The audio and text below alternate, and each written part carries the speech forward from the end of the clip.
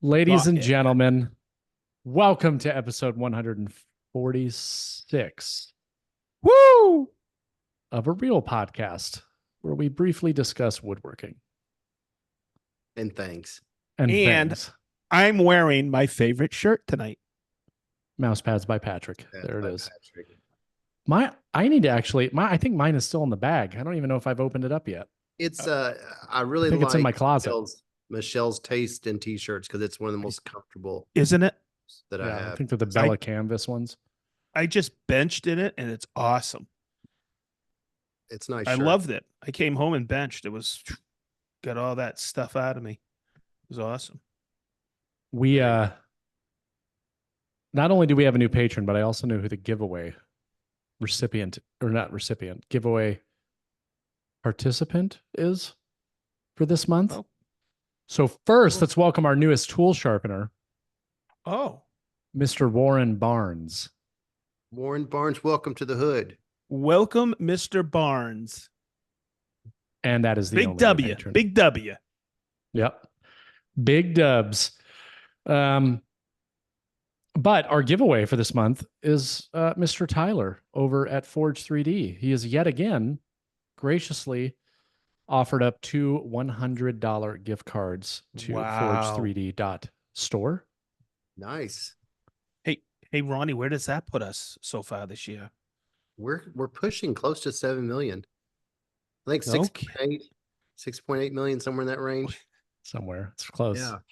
If we get this contract with America Online, start giving away that 1 year of service with AOL, it's going to Yep. really put us over the Yep. top. Just We're wait to working on all patrons getting an AOL for a year. We're wait till the meetup. Yeah. Wait till we get the gift cards for CompuServe. Yeah. Circuit City. Circuit City, yeah. I think we're spending what? 5.5 million on the meetup? Yeah. Yeah. Something Easily. like we stopped tracking at 5 million. Oh, Yeah. yeah. Yeah. It's gonna be cool. Yeah. They did say no to rediverting the Ohio River though around to do that one thing we were gonna do. They said no to that. Environmental concerns. Guess we'll Don't have to want to wait. mess up the catfish. Maybe It says next about year. catfish. Yeah. Maybe next year. Maybe next year. Ronnie, you Oh, just that's pull funny. that out so naturally. Yeah. It's like he was thinking about it and like saying it in his head over and over again all day long. And then we get on the podcast and it just flows. No, it just comes to me. It does. Well, thank you, Warren, for becoming our newest patron. And if you guys out there listening that are not patrons want your chance to get in on our giveaways, go to patreon.com/Green Suiters podcast. And yeah, just become a top tier patron. And then we'll love you forever. Yeah. It's And guaranteed. thank you, guaranteed Tyler. And thank you, Tyler. I think God thinks more favorably of top tier patrons. I think so too. Yeah. It just makes sense. Yeah. Actually, I think it was an 11th commandment that never actually got talked about. Yeah. Yeah. Makes sense. I wouldn't take the chance. Yeah. What if I'm right? I mean, your great grandmother always said, like, if you want Yeah. to show your support, like, be a top tier Yeah. patron of the Green Suiters podcast. Yes. Because we promote good things and tools. She was a smart woman. She was. That was one of the funniest parts of History of the World with Mel Brooks. He comes down, he's Moses, he's got 3 tablets, and he goes, whoops, he goes, I come with 15, whoops, and it breaks, he goes, 10 commandments. Do you remember that? Yeah, it makes me Oh my wonder God. what the other ones were. And I read something on the line this week, and I it freaked me out. On the line. On the line. Your AOL account. Mel Brooks is going to do Spaceballs 2, a sequel. Huh. Wow. Hopefully he stays alive that long, but my God, that would be awesome. That would be. They're doing a lot of sequels now. Man. A lot. Oops. Spaceballs. I feel like we have a lot to talk about on what we've been up to because we are recording much later than we normally do. Yes, we are. So more time has passed. Sedge, I didn't see you this past weekend because I was out of town. So we haven't seen each other in like 2 weeks. Huh. I was in Tennessee.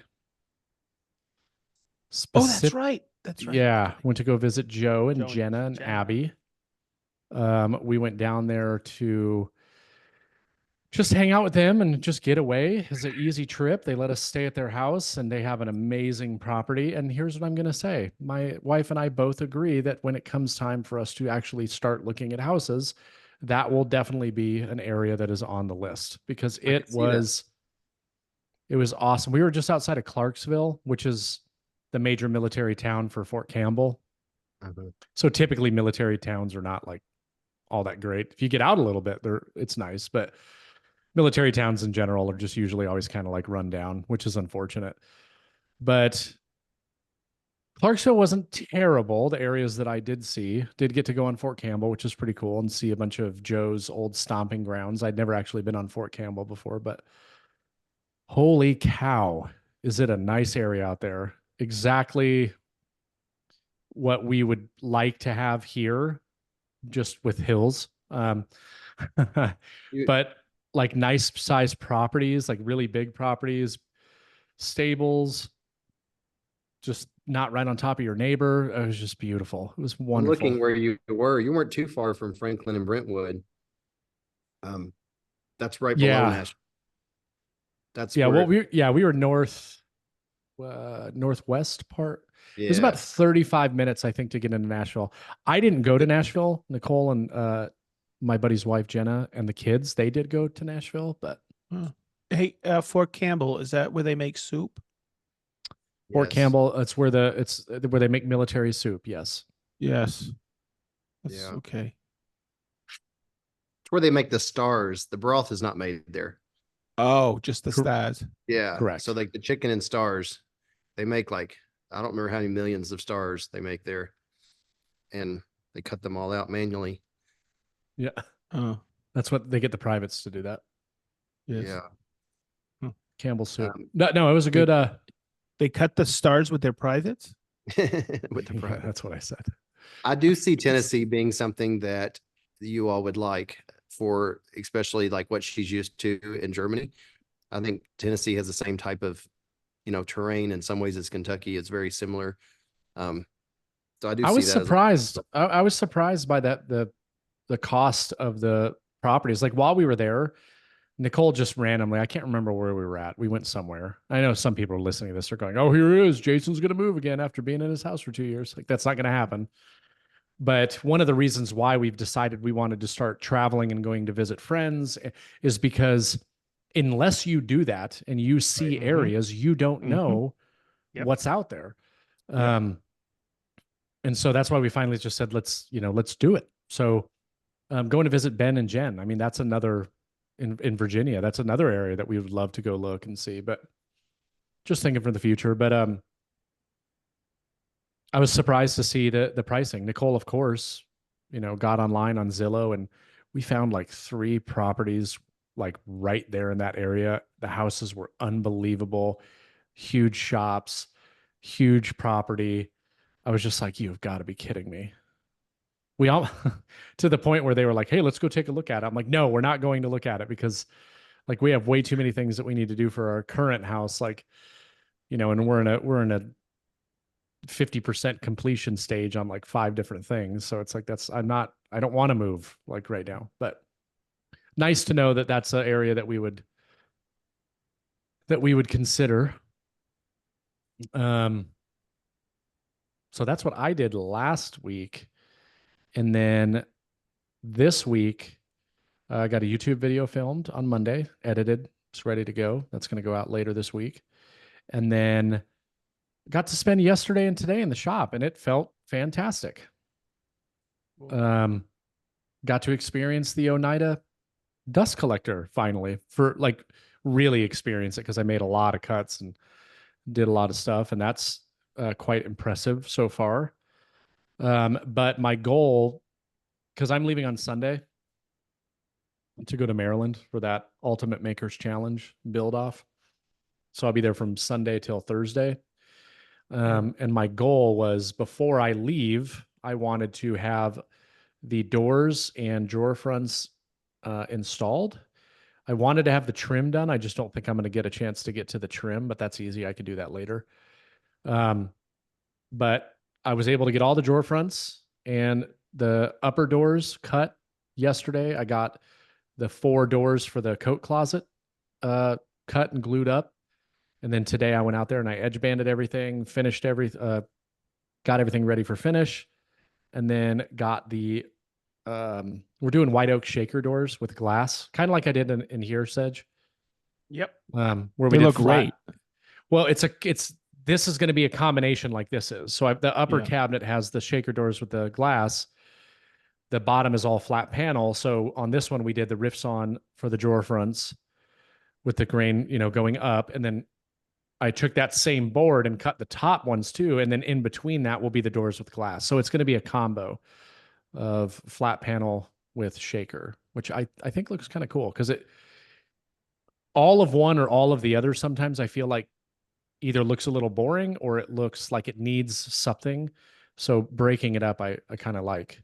But I got all that done. Now all I have to do is order the glass. And so Nicole's actually going to go with me. We're going to go up to Northside Glass and Northside Indy Glass, which is where I got this stuff. They're great. And they have all kinds of different options that you can choose from, right? It's like going into a Ferguson's or any of those places. So we can pick like a textured glass, how frosted we want it to be. Do we want to be able to see through it? And so we're going to go up there and pick out the glass that we want and order it. Kind of like lingerie. All I'll have to do. They're both Like see-through. Yeah. It all depends on what you want to see. Yeah. So it's good. I love getting days out in the shop. Tomorrow, Angie is coming. Oh, cool. She's coming back down because she wants to see the Ultimate Quick Shot in action because she's considering getting one. And that is why I was trying to get everything done today. So tomorrow, while she's here, we can spray. Speaking of that, this is important. Let me add this in there. I got a message on Discord, our valuable Discord group with all of our green suitors who share information daily. And they said that there's a Sherwin-Williams deal right now for $1,200 something where you get a charger and 2 batteries for $1,200. So I think I need to jump on that because So yeah, that's what I paid when I got it. well, they have that. He said right now they have it. So that's good to know. I think I need to do that because I was looking at, it was going to be like 1,300 to 1,500 once I got the batteries and chargers and stuff. So I think I need to do that. But Well, just when wanted to- I you forget to tell everyone. If you go there, ask them if they are also offering the free tips, because that was what they did when I bought mine. And I know a lot of people that did it. They offer a coupon. Oh, yes. It was Jeff, FC Woodworks. FC Woodworks. He said the 3 free tip deal is still going on as well, I believe. Yeah, that's a good deal. Yeah. So it's $1,260, comes with 2 DeWalt 20-volt batteries and the charger for $1,260. So I'm going to share that with everyone else too. I think I'm going to pounce on that. So, Yeah, because the one that I've been, ever since I did the video, the price has gone up on Amazon fairly significantly. has. Like it's like It's almost- $1,500. yeah, I saw now. 14's the cheapest I saw. Yeah. Yeah. So no, that's good. Good to share that because I know a lot of people are interested in it. I've actually been thinking lately about doing another follow-up video because I still keep getting people to ask me, "You still happy with it?" It's like, yeah, man. I've used it so much more since then too. But that's actually one other thing that I did want to mention to you guys today because I thought this was really interesting. So, you know how you'll like look around and you'll talk to other people that are in the YouTube space, and it seems like they all have like these special things special perks that they're getting that no one else is getting, like the A/B testing on the thumbnails. That was only a select few for a while. Well, one of those things is something called the YouTube Creator Partner Program or something. And what it is it's a dedicated YouTube/Google representative that will be your go-to person to help grow your channel and come up with content strategies and all that. I thought that was spam. I've been getting that for a No. few weeks. So well, it depends. If it's from an actual dot or at google.com email address, then it's real. And I would pounce on it if it is real. So I got an email a while back saying, do you want to be sign up for this? And I was like, yeah, sure. So I signed up for it. Few weeks goes by and boom, I randomly get an email and it says, hey, congratulations, you've been selected to participate in the partner program. It's a 6-month long thing. I've talked to some other people that have been doing it and they're like, it'll end up being longer than 6 months because they'll just keep extending it. But I had my first call with the guy today, and it's unfortunate because it was a little hard to understand him. He had a very heavy Spanish accent. So, and he talked really fast. So I missed some of it, but I missed some. we were looking through, like he did my channel, like was looking at it. He was like, hey, here, here are the really important factors. It was a very brief overview call. Cause like moving forward, it's going to be like more detailed stuff, but he was like sharing some tips. We were looking at analytics. He was like, hey, here's what this means. Here's what this means. Here's what you should try to be going for. Like if you get to this is going to help it be shown to a lot more people. One thing I thought was really fascinating though, and I did not know this, but now it makes a lot of sense because everybody gets served different stuff, right? If you watch shorts all the time, you're going to get shorts fed to you constantly. If you watch long form videos all the time, you're going to get long form videos. But what he was telling me, I said, I tried something recently.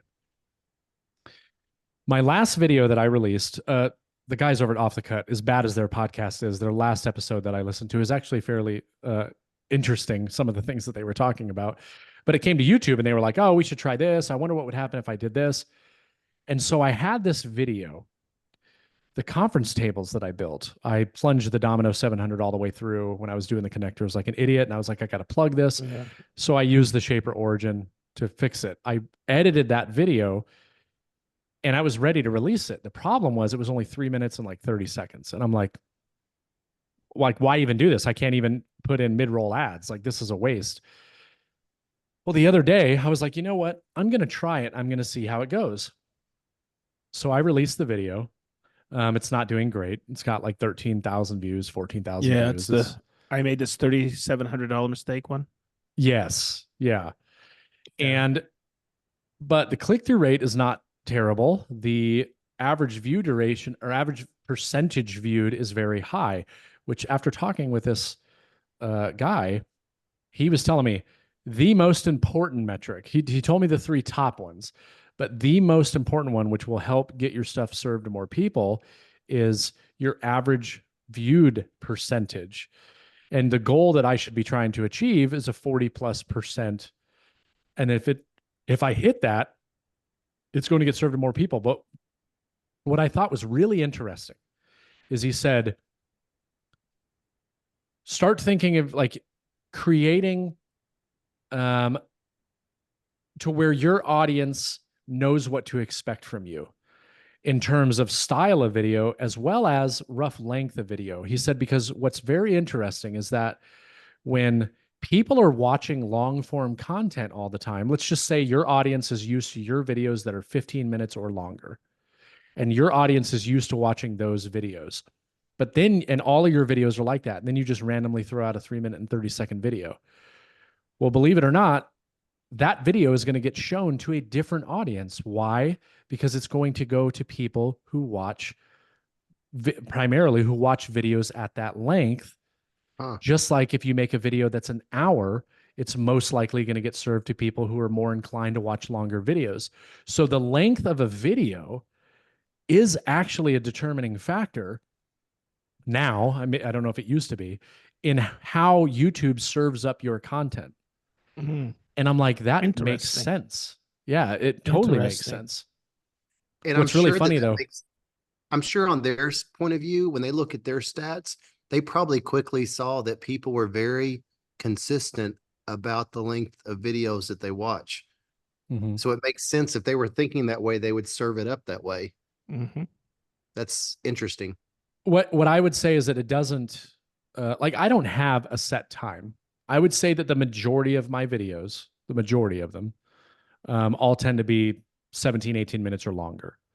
For the past year, I'd say the majority of them are over 20 minutes. And I've had videos do great. I've had videos that did poor. I kind of shared how frustrated I am. Like I look at analytics and it looks like everything's going good, and then it like the video bombs. He just laughed. But then that's when he started telling me, he's like, well, you really need to dig down and look at like some things may look good, but the one that you really need to be good, I wonder what that number is. And we look at it, it's low. He's like, that's a low percentage, right? So it was just really insightful, really interesting. I'm very excited that I get to do this for like the next 6 months and see how it goes. I started this conversation with John Malecki. He was actually very helpful with me. Like we got on a call. He was kind of doing very similar to what I'm doing now with them. And now it just reassures me that the things that John was talking about are all like really, really, really good, insightful bits of information that could truly have a huge impact on the channel. And I just need to spend some time doing that. So it also made me very excited for that show that I'm going into, Vid Summit in September, because this is the kind of stuff that they're going to dive in on. So we'll see. I know right now everything sucks on YouTube. Ooh, I don't want to go. We don't have to like talk about YouTube all night, but that was another thing that I thought was really interesting. You know what he told me? I said, he's like, how are things going for you and your channel right now? I said, well, historically in the summertime, along with some friends of mine that I've talked to, everything starts to dwindle down. And then come like August, September timeframe, boom, it just ramps up. And he said, yeah, it's fairly common. There are definitely things that are seasonal.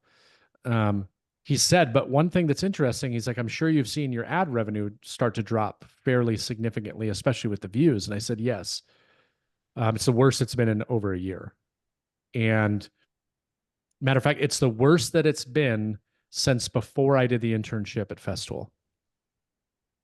And he said this time of year is usually when advertisers, the contracts that they have and whether or not they're going to renew or what price negotiations and what they want to do for the following or the next year. He said this time of year is the time where that happens a lot. So there actually isn't as much advertisements. There isn't as much money in the advertising space because there's a lapse on a lot of them. And he said, so rest assured it will rise again, but that's one of the contributing factors to it. I could go on and on about things that I found interesting or learned today, but I'll save that for you on Saturday, Sedge. Oh, he's asleep.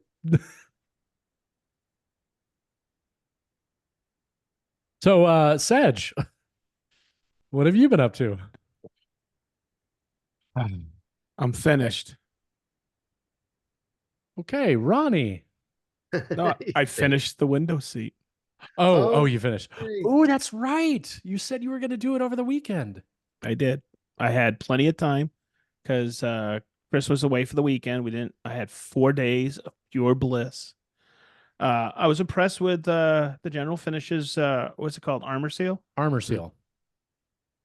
It laid down. Did you enjoy it? It was good. It's got a nice amber tint to it. Yeah. And Marianne freaked out. She's like, this is incredible. So it came out nice.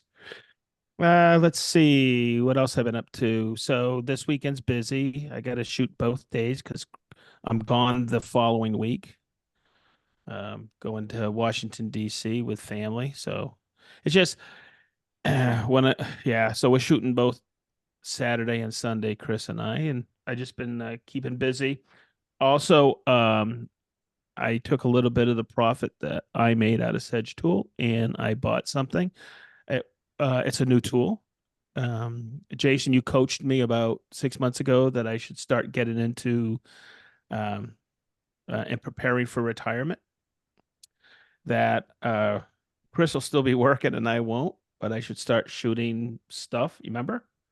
Yeah. And doing I know where you're going with this. I bought an Osmo 3, baby. Yay. Nice. And it's pretty cool. It should be coming in this weekend, so I can bring that to Washington with us. I'm pretty excited about that because I also went on. I started messing around with iMovie and figuring out some stuff, a few tips that you gave me, and then eventually I'll buy Final Cut. I'm very conservative of how I invest my money that I make doing Sedge tool, but I always have to toss up what's my candy this quarter? You know, how am I going to reinvest in? I don't take money out and buy. I squander it. I always say, what am I going to invest in? Chris does the exact same thing because I think he's going to get a new Mac. So it's interesting. Uh, just staying really busy, and it just seems like there's no time anymore because at work it's a lot of commitments are coming up. It's like I'm trying to schedule something for the fall, and I looked at my schedule and I went, "Whoa!" I'm so glad we scheduled everything we scheduled. You Yeah. know, for green suitors and Yeah. going I think we did because that just in time.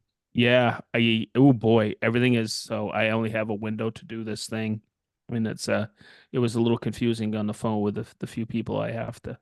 It's always tough when you're trying to schedule something and you want to be considerate to others, but it's like I you should have reached out a little bit earlier, you know, because I only have this week available in October now. But you know what? It's okay, because it just means I'm busy and I still have a job, so I'm okay with that.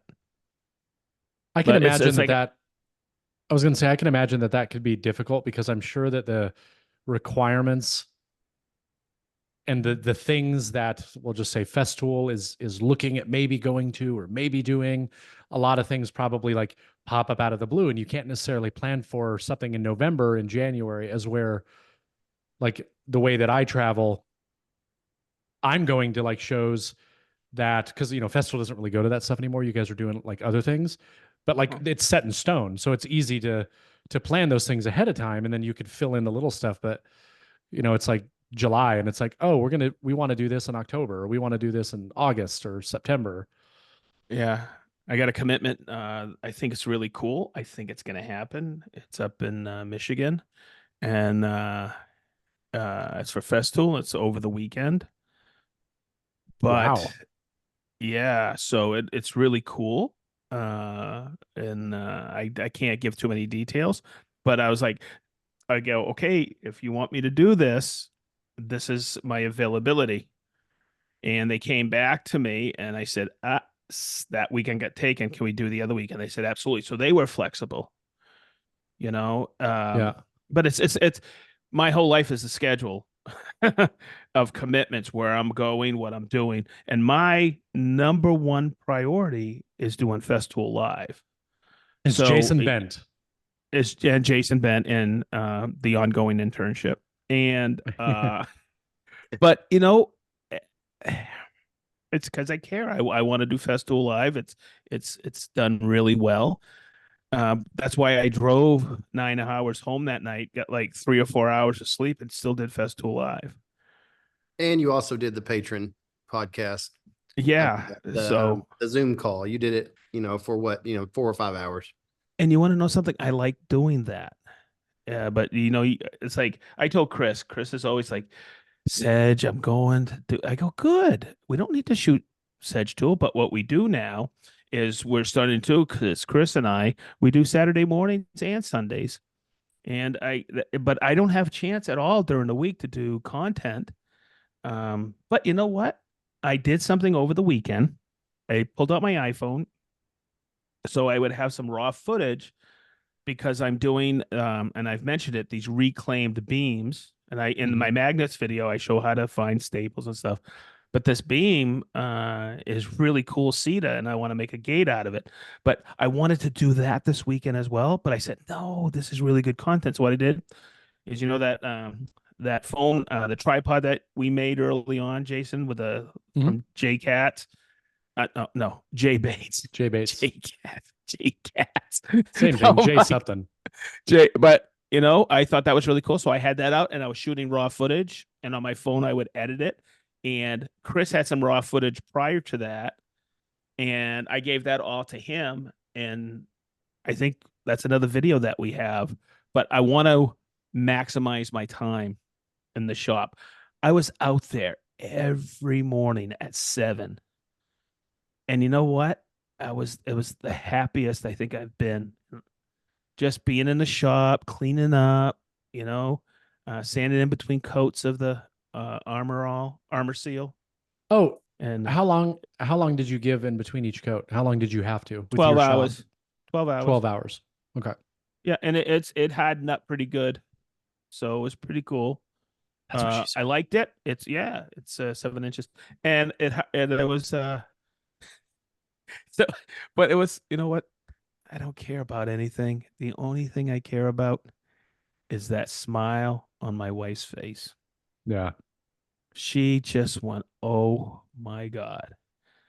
And I'm pretty stoked. It's done. I mean, we had the temporary top on there anyhow, but now the final top's on there, and she's almost finished with the cushion. Well, here's the So- real question. What's next? Oh boy, I have a couple of ideas in my brain, and it has to do with cabinetry. So Ooh, nice. yeah, Bane of my existence. I love cabinets, man. I do too, but after I finish this project, I want to do something a little bit different. At least for one project. Like I actually want to woodwork again. Like something simple. Hmm. But it's fun. It's good stuff. For There's sure. And never any Yeah. end to the projects that we could do for our homes. and sometimes when you guys say, "Hey, what have you been up to?" and I go, "Eh," then afterwards I'm laying in bed going, "Yeah, I could have talked about this, and this, because I'm always doing something in the shop or around the house and stuff like that. I always forget. Yeah, I like to stay busy, So Yeah. okay, hey, Ronnie Fulton, what have you been up to? You know, when you were just saying that, it reminds me of that. I'm always blown away how sometimes I come out to the shop and I'm like, I want to focus on this area right here, and I want to make it better. And that's like a 5-hour project. It's Yes. so weird. And it's only, I'll say Cameron. I was going to say only, I'm the only person that would know how much better it is. But I will say that Cameron appreciates it well, but no one else in the world would. It's like, and I love to do that. And it's like I always say, I need to carve out more time for that, because every Mhm. time I do it, I love it. But it is Yeah. so time consuming. It is Yep. so time consuming to say, okay, I've kept this piece of scrap from the boardroom table I made 7 years ago, and it was very, very expensive. But am I going to use it if I have not used it for 7 years? No, I am not. And sometimes it takes that long to accept that. And it's been in my way. And I finally, Cameron had his little trailer hooked up to his Jeep. He's having a bonfire, hopefully this weekend with his friends, and he's wanting wood. And I was going through and I was like, no, take it, take it. And I was throwing, every time I threw something on that trailer, it made me feel better. I'm like, I don't have to, I love to get this space back. Let's just get rid of Yes. it. It's like, I'm on a whole new level of don't save it. And it's where, the point we've talked about before, the time that I burnt the workbench and everybody I got was really just going to say, you should have just I was burned just it. gonna say. Oh, well, we have, I've saved the two ends of my built-in that's 8 feet tall, and I've used them as shelves in my parking side of my shop, but they're still bulky and and I'm like, no, I need to get rid of those two. And I told Cameron, I said, don't burn those without getting the video. I might post it because it's going to really get some people upset when they see it burning. And it's one of those things where I painted it like rustic. It's like a black, kind of a rustic finish, but it's made out of like Baltic birch plywood with trim pieces from, like a big box store. It looks a lot more elaborate than it is. I made it 20 years ago. But yeah, I definitely want to get the footage of that burning. But things I've hung on to, I'm just getting to a whole new level. I'm like, you know what? If I don't, because here's the thing, when you build something for someone, you factor in all the material costs. I very rarely go, oh, I got to factor in that I have this. I'm going to use this on the project because I already have it. I don't do that. I like to go out and go shopping, and I buy all the materials again. I end up not using the things I'm sitting on because some of it's warped. It's like, it's better just to go get new. So it's like, I'm really going to get better about not hanging on to materials, because when they're in your space, they still cost you money because they're in your way.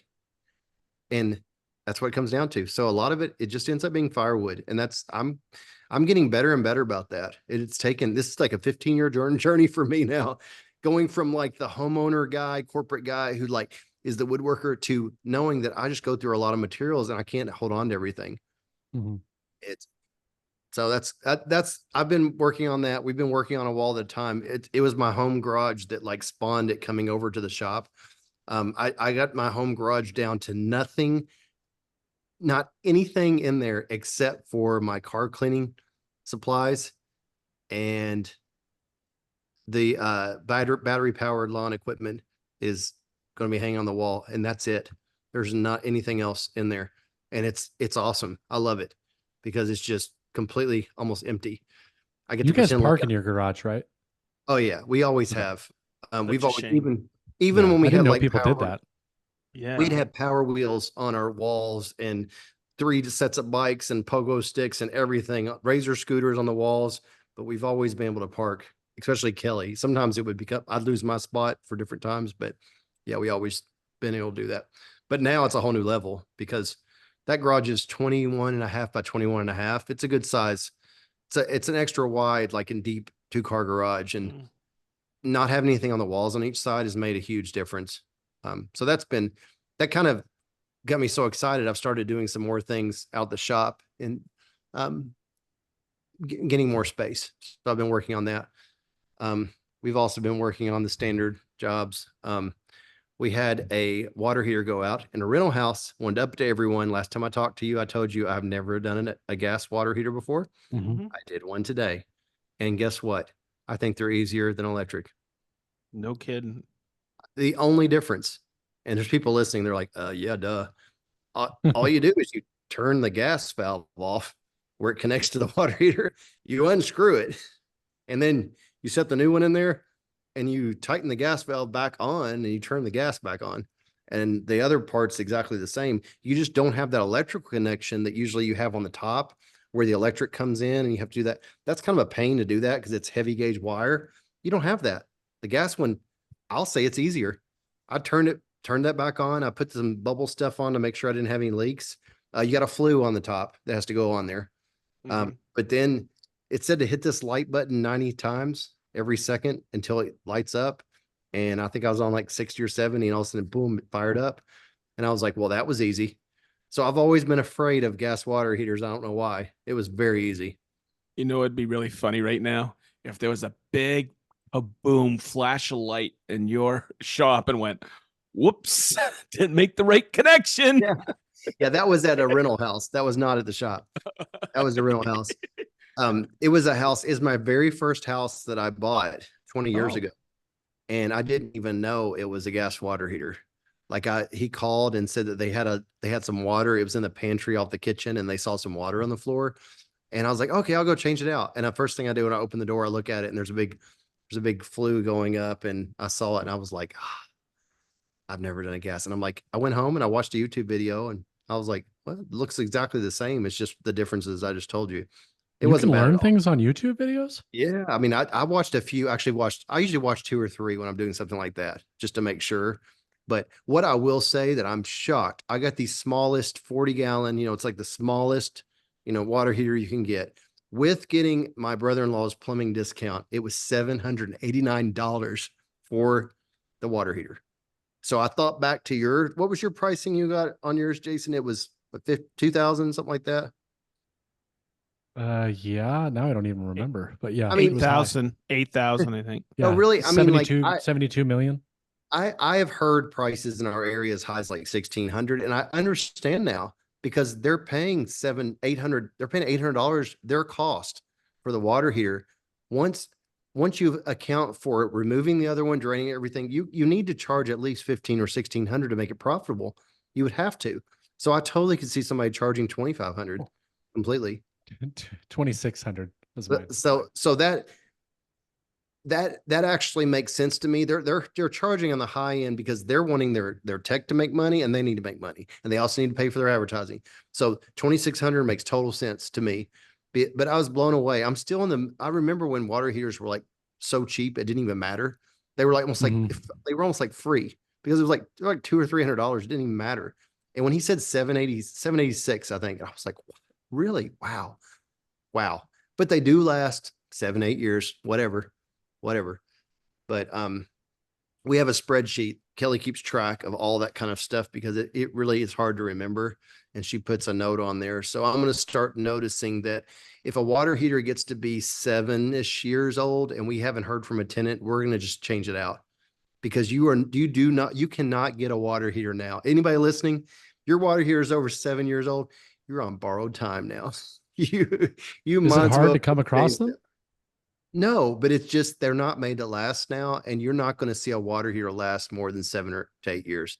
And it's Oh. always the bottom like corrodes out and starts having a leak. That's what almost every time. I had one that kept tripping on the 2 elements, different problem, but usually it's the bottom starts kind of corroding out and having a small leak.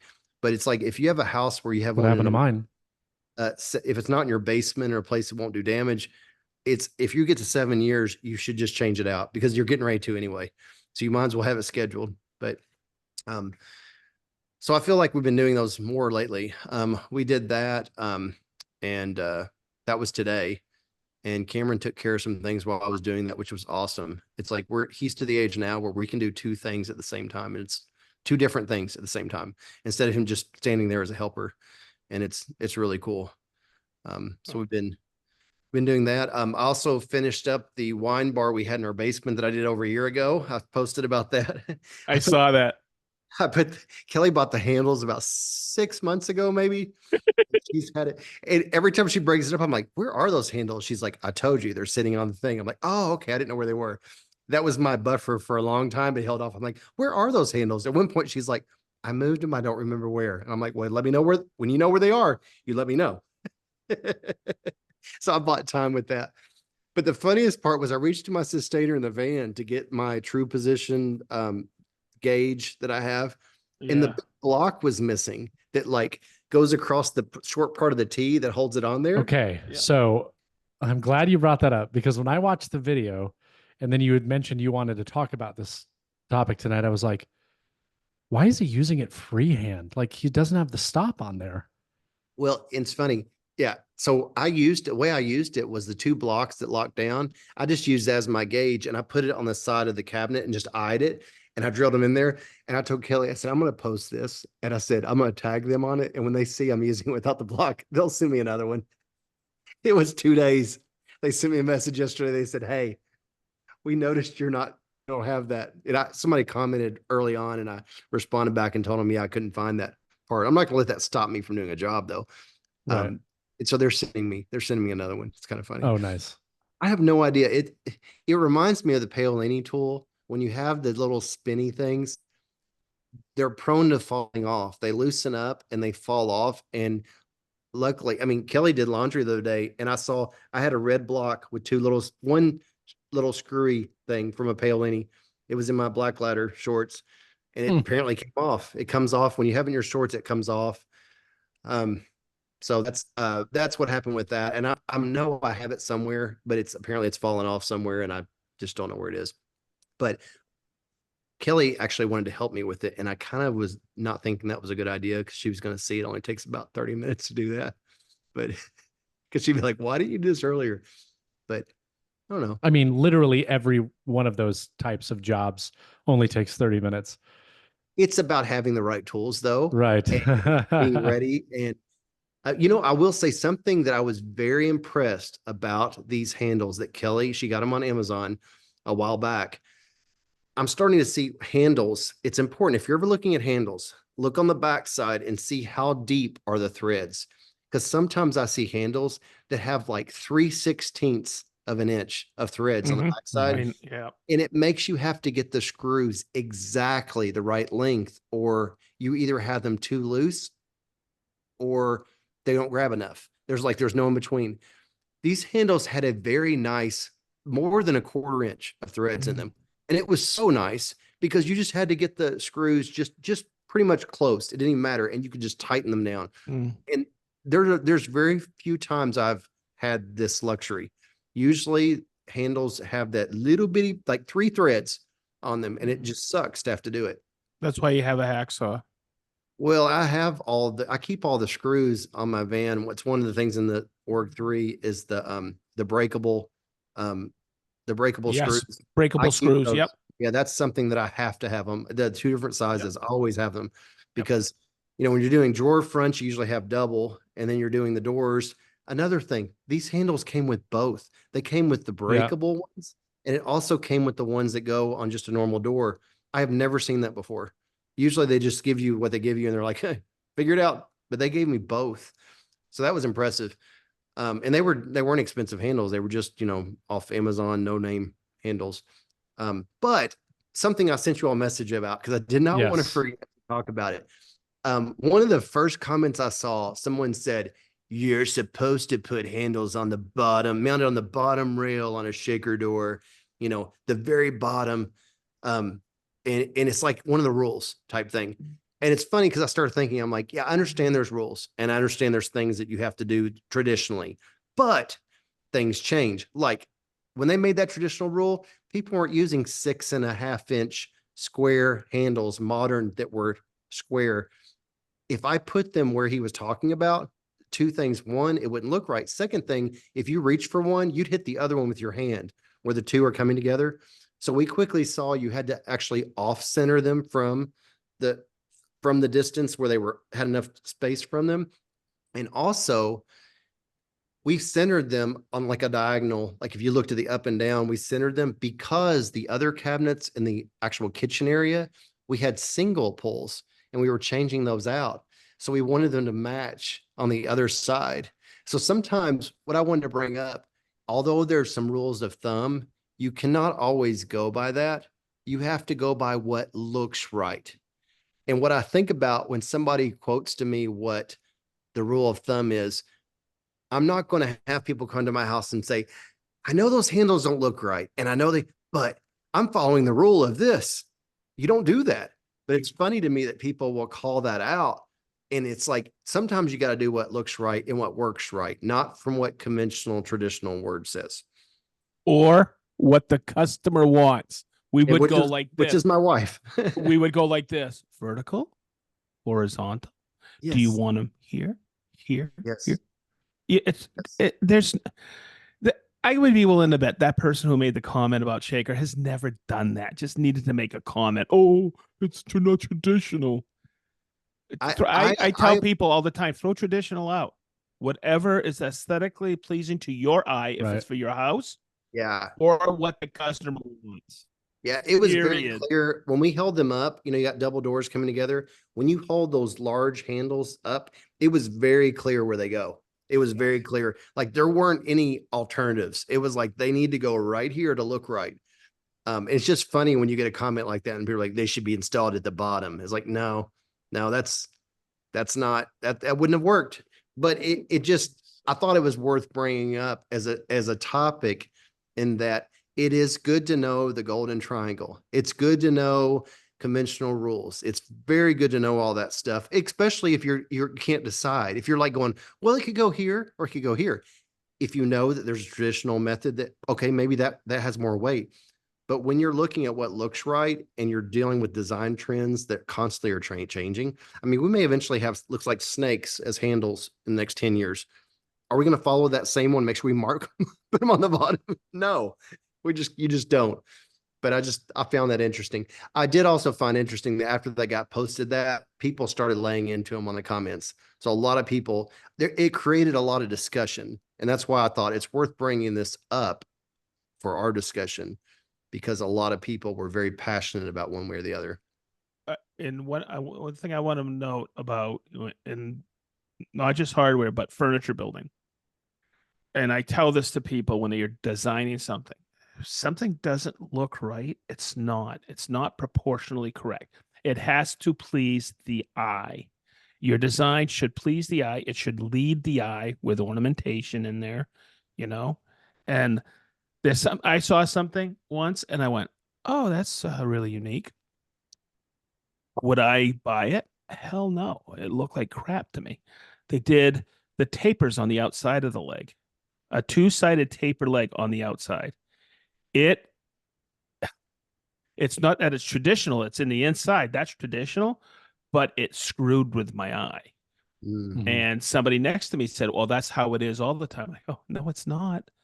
But that maybe that customer wanted that for that design. It was something new.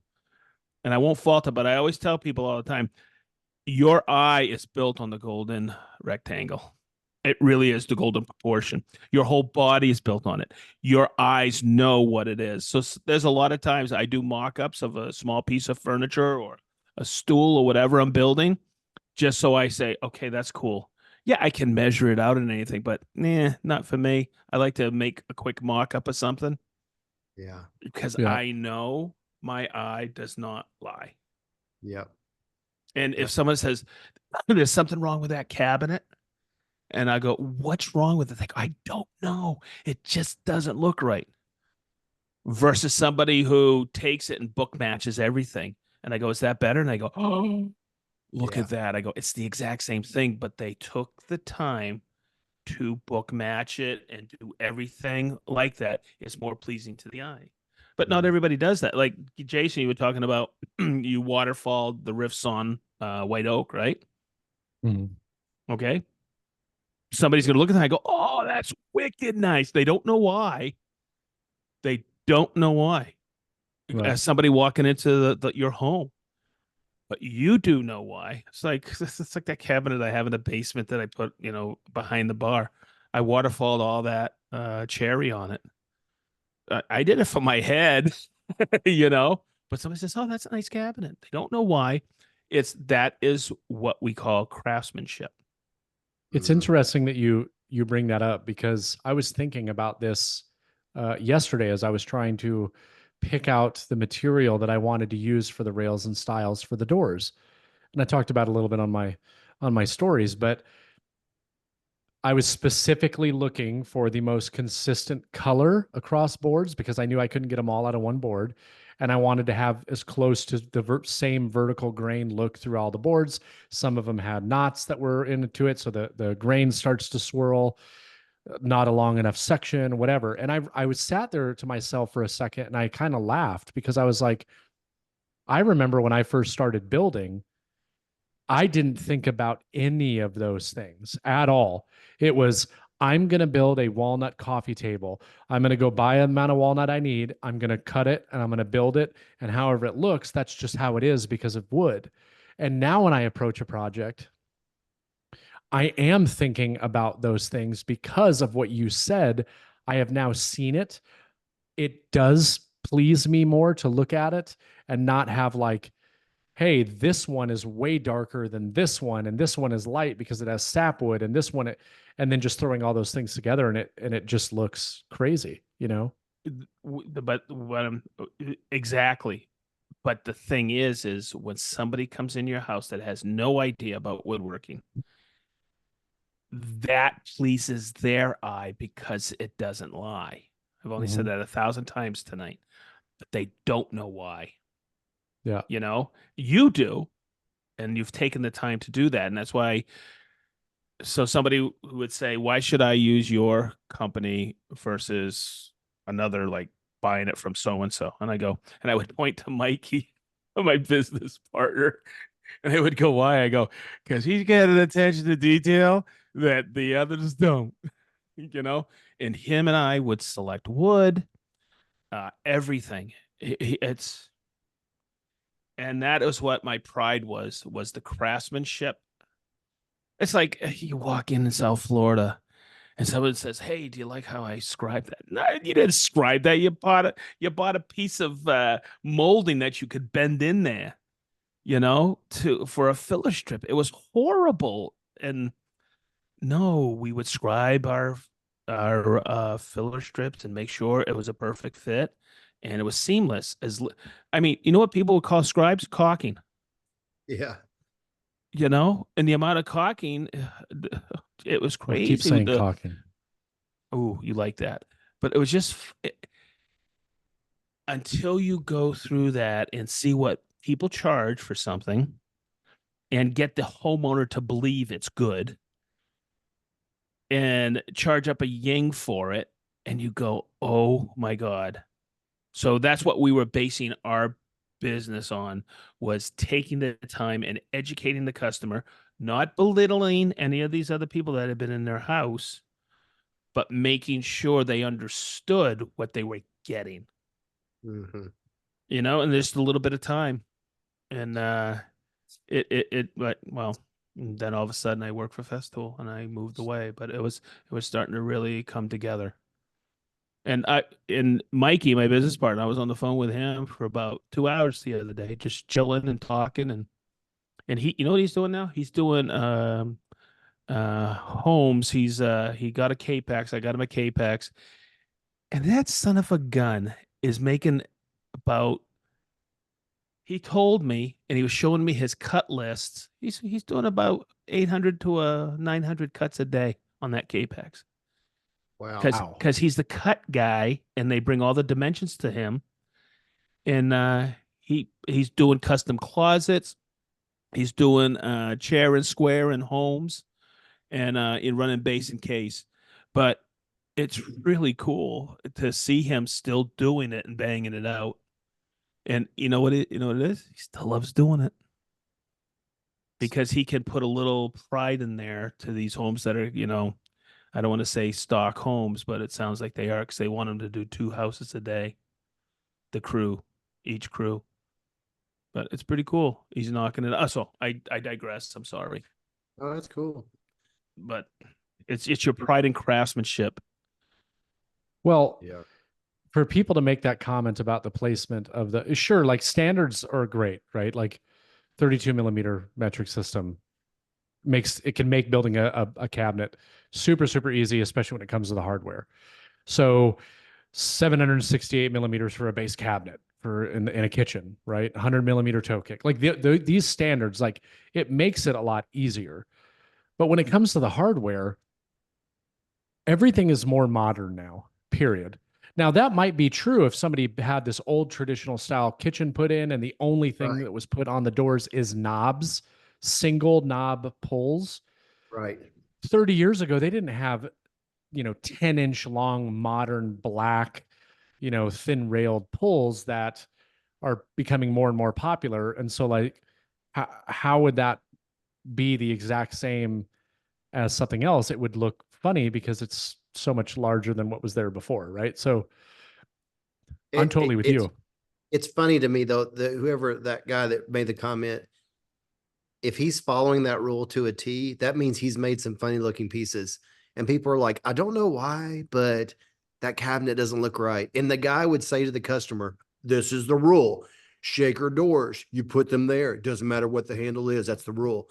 That's not true. You've got to I do kick what him out of my house. you've got to do what looks right. And I kick him out of my house. it's very interesting. And it just brought up that whole factor to me that it's the same as whenever I'd post anything about coping versus mitering on crown molding. It creates so much discussion. And it's so funny to me that some people will be like, learn how to do trim and learn how to miter, learn how to do trim and learn how to cope. No, it doesn't matter which one I show. People say the other one is better. They're people, and I think they both have a place. And I always say that to people. I'm like, they both have a place. But it seems like in general, a lot of people, they have one out of the two of coping and mitering crown. They have one that they hate. And most people, it seems like, hate the coping method. And they're like, oh, that sucks. That's old way. That's stupid way of doing it. I'm like, no, that's a tried and proved method. The other one is trim carpenters who just knock out a bunch of work on a house. Yeah, they're doing double miters and running with it, but they don't get to go back and see their work. And those open up. They will always open up. Always open up. They always will. And people are like, no, mine are fine. I'm like, did you really go back and No, did you not. knock on the door and go back and go, hey, can I see my trim that I did at your house 2 or 3 years ago? I have the luxury of seeing my trim work because I put crown in most of my rental houses. I've been, since I've 20 years now, I've been doing it, and I've seen what works and what doesn't. And it's interesting. We had the house that we're working on right now that we went to today. 20 years ago, it's so cool to see houses that I remodeled 20 years ago. It's like a time capsule. So he told me that in the bathroom, this house was built in like the 50s, and there was plaster in the bathroom. I still remember to this day, it had some cracks in the plaster, and I was trying to figure out what to do. And I went to Lowe's and I saw these 12-inch tiles that interlock together. They're made out of this kind of like acoustical tile material. They're like smooth. and I put them on the ceiling and they interlocked together. I glued them and I put crown molding around it. It looked good. It finished it off and I didn't have to pull the plaster down because I really didn't know about all that. Well, apparently that finally let go after 20 years and it started.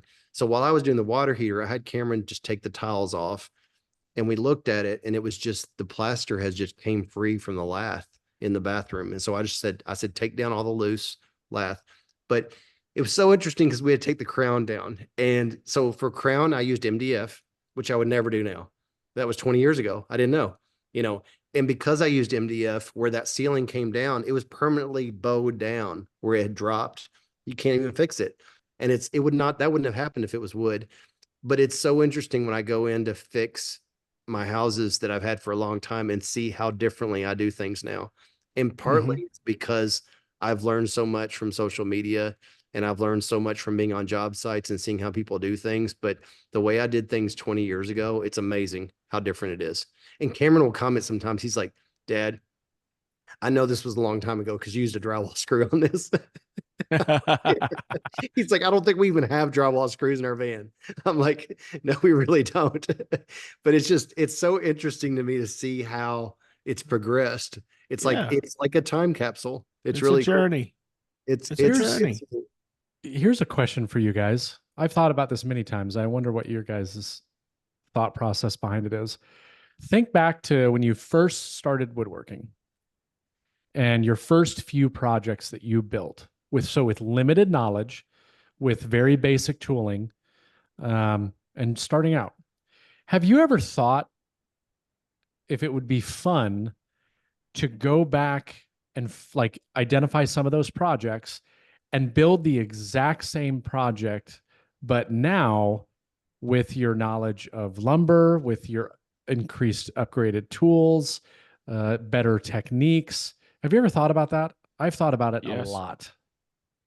You know, I have, but the problem I have is that I'm such a visual person. Once I have built it and I see it, it's so hard for me to go back and say I want to do that again because I can still see it. I mean, like what you're talking about, you and we all know the differences in the joinery and the fit and all those kind of things, but it's hard for me to make myself have energy to make something over again when I already see it like completed. It'd What be I'm hard for me to talking build the about, same thing twice. well, I think that I think about it like how much better would it be Oh building yeah. it now? So I'll give you an example. And the reason why I always think about it, the very first project that I ever made was a farmhouse table out of construction grade pine. And it was completely thrown together with pocket holes and stained and Minwax polyurethane. And it was 4x4s, standard trestles, like something you'd see like outdoors, like an outdoor covered patio table would be really nice. But I'll never forget, like I didn't use glue on the joints. I pocket screwed everything together. Over time, those gaps started to open up. You know how like 2x4s, they have the rounded corners. So like food would get stuck down in the cracks and all that stuff. And I think about it now and I'm like, it had breadboard ends, which, oh, by the way, were also put on via pocket screws. The base was assembled of long lag screws that I then filled the holes with putty, and they were blatantly obvious once I stained it. But I was so proud of that project. But I think now, like,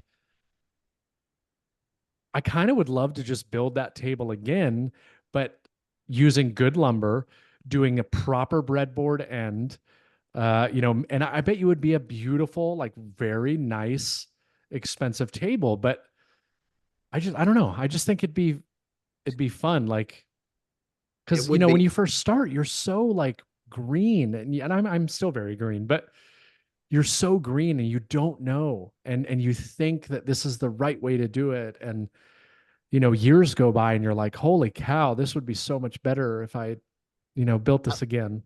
I think the most valuable lessons we learn on those projects is when you're like, I remember they're talking about wood movement. That's boring. I don't want to get into that kind of stuff. I'm just going to build this table. And then you start having this cracking going on or something. You're like, what is going on? That's the most valuable lessons that you learn when you do things like that. Yeah. And that's how you learn that it is important. And it's never been easier to learn than it is now. I mean, I Mhm. used to be limited to what I could find in a magazine. I would go look at magazines, I would read, and that's where I would learn things.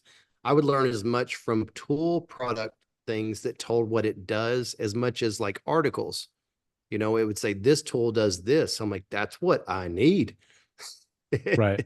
But not that I knew that sometimes I didn't need that tool, but that was my education. And there's a lot of tools I bought that I don't think I needed or ever even used, but it's easier now than it used to be because you can watch YouTube videos and it's so much easier to get into it. Yeah. It's interesting, but I do think it's important to have projects that you did some time ago course. that you can look back and you can see and you can go, oh gosh, what was I thinking? And that's what I see sometimes in especially the house that I bought. It was 20 years ago this year. And I still had my first house and I bought it and started renovating it. And some of the things that I chose to do, it's just so different now. And I'm struggling with this. The people who are there have been there for like 8 years. They've been living in there. And I don't like to do total like big remodel type things while they're still in there. Usually I wait till somebody leaves and then we do. But this house has had 3 tenants in 20 years. Wow. And it's a great renter and it just always has people in it. But I would love, I told Cameron, I said, I would love for somebody to move out and it's like a craftsman style house that I would love to go in there now with my knowledge and do some things, but you can only do so much when tenants are in there and they're happy. Mhm. So it's like, I'm not looking for work. So Hey, I'll wait. to answer you this question, I got a question for both of you. Ronnie, when did you start woodworking? 20 years ago? Or did you do it as a kid? I did it as a kid. Like I would cut with a 2x4 and get tired and then come back to it and work on the 2x4 because my parents would let me use power tools. Did So I you had a goal. Did you I had build stuff when you were a kid? yeah, I built tree houses. I had a Oh, goal okay. of building a car, like a go-kart type car, which never came to fruition, but I'd work on them all the time. I wanted to build a plane too, but that didn't that didn't play out either. But the biggest thing that I accomplished were like tree houses, tree forts, things like that. Okay, because I to answer the question, Jason, how about you? I Did built you my build stuff?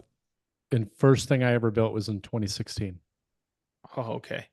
Because the question's kind of funny because, Jesus, I think I was 8 years old when I was building my tree houses, and when I go back and rebuild them, probably not. But We should. That'd be fun to have a tree house. We could oh make it my our God, I men's used to club. build all my own skateboards. I used to form them with a belt sander. I built my first half pipe with my brother and 2 knuckleheads, Tim and Mark.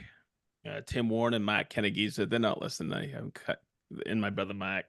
Oh my God, we built this half pipe, and it was awesome. But that's where I started really getting into geometry, and I think I was 12. I built a And lot I of had, upgrades.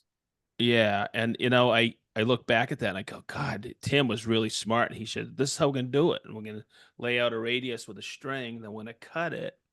And it was it was my dad's Craftsman jigsaw, but then we faired it with sandpaper and laminated put 2x4s in there. But what probably wouldn't go back and build that. I'm trying to think because my whole life has been woodworking. I didn't realize it when I was a kid. We were always messing with stuff, building stuff. My brothers and I. Yeah, it's neat. It's just, I, I guess I and it goes back to, I think we've had this discussion sometimes. You don't know what you know. Yet, and I had this discussion with somebody else. A guy who came in to visit, and he was talking about doing a presentation, and he goes, "I really had to really think about what I was presenting because I was going through something really quick, and I had to slow down because I had to rethink about it because I thought everybody knew this." I go, "Welcome to my world." You know, I would talk about the right tenon to choose, and I go, "It's a, third, third, and third," and you know how that works. And they go, "No, what are you talking about? Who's in there? Leo?" Yeah, he was. Oh, okay. I didn't want him to interrupt. No worries. He should have. But no, I this stuff I built, it's been on a fire pit You know, I don't keep stuff that I'm doing a journey, and then I started doing it professionally, and I never saw it again. I feel like Get every paid. single thing that I build, when I'm done with it, I look at it and I would do this differently. Right? Oh, Because yeah. like, what is it that saying, hindsight's 2020, right? Like it looks like it's a good idea when I do it, and then I build it, I'm like, oh, and then you see it in place, you're like, Well, that's why each should have done project is this. better and better because you apply those principles to the next project you build. Yeah. And it keeps building. And then each mistake you make is what makes you a really good woodworker because you have to figure out how to cover up those mistakes.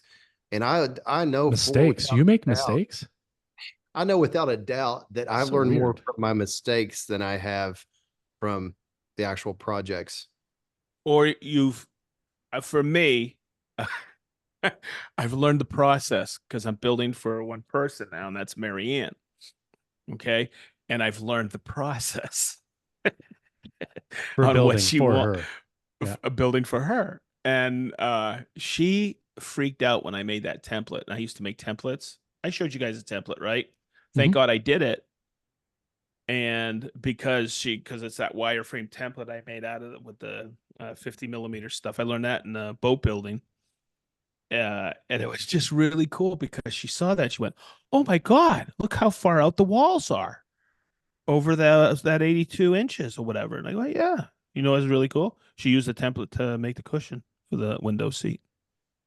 She's going, "Oh, wow, but what I learned the process with Marianne for the rooms I've touched in the house is I do them and I wait for about another 2 or 3 months before I finish them because she's going to change her mind. You remember the discussion about the hinges, guys? Yep.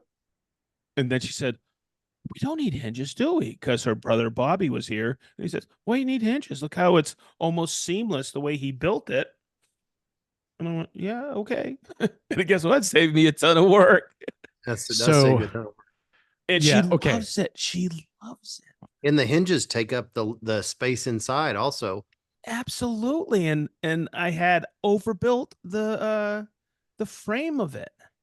Yeah. And by deciding to do that, it opened up the whole space. She freaked out. Yeah, it's good. Here's what I've noticed. We can close it out on this. You just said you start a project and you wait a couple of months to finish it because she's going to change your mind. So I'm noticing that to be very, very similar in my household as well. However, it's not because I purposely like started the project. Let's take the built-in, for example. We came up with a design for the built-in, and then it was like months before I finally actually started it. So then it comes time to start it. And what we thought was the right design, then I was asking just to finalize it. So much time has passed. She's seen so many other ideas that now all of a sudden she wants it to change. Luckily, it did not change the box configuration or anything.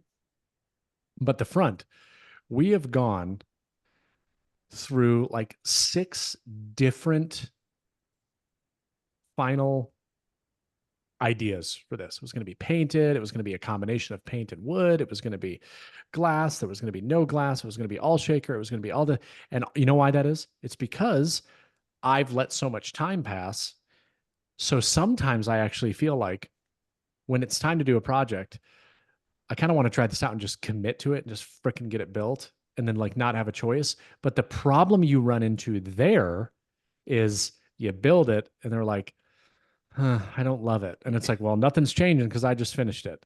And then you're living with something that isn't all that great. So yeah, That's it's There's a not weird. there's not a full buy-in. That's where in business world, that would be a change order. And Yes. it's very costly. But when it's for yourself, there's no touchy. change orders. So you're never. Well, I could start implementing a never- change order and It's just touchy. come up with my own currency. Yeah, you could be Oh. like, oh, that's a change order. That's going to make 20% higher on the project. You don't have that. So it's never ending.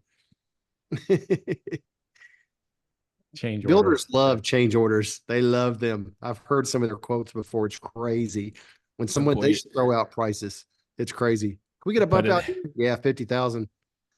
Yeah, but it has to be in that initial contract. Yeah. And Yep. that, oh boy, is that a lesson learned? Or in corporate world, it's requirements. You can't go outside of your requirements, your initial scope. Once you Scope of do, work. once you're outside that scope, you got it. Who's bringing the money? Yep. So that would be another topic. Staying within the scope of work is very difficult when it's your own project. Mm. Yeah. That's what Struggles you're of dealing dealing in. with spouses as your customers. Yes, It is cool though, it is. Yeah. because you know what's cool is when I'm building only for the house now, right? And I get to look at it.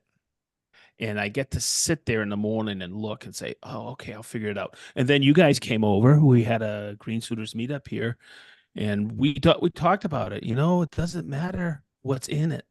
It's what Right. the customer's looking at, what you're going to do. Right, Ronnie? You said, Right. I can't believe in that one episode we were talking about you're in a really high-end house. And you're like, Oh. look how they did this.